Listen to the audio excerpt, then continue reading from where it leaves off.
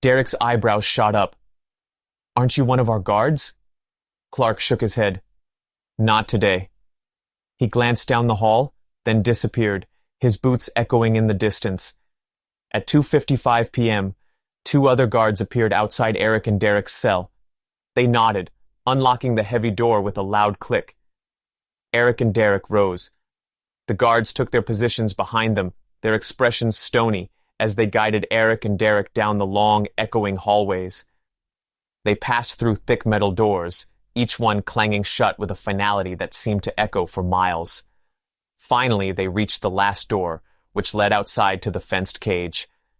The metal groaned as it swung open, and Eric and Derek stepped out into the open air. The sunlight hit their faces, and they grabbed onto the chain link, inhaling a lungful of fresh air. The two guards positioned themselves in opposite corners of the cage, keeping a close eye on them.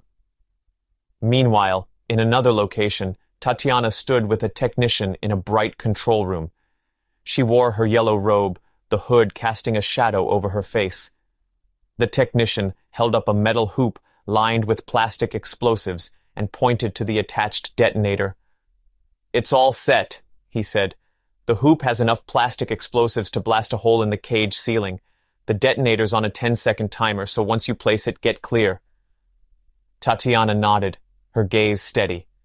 She took the device in her hands, her fingers curling around it. "I'm ready."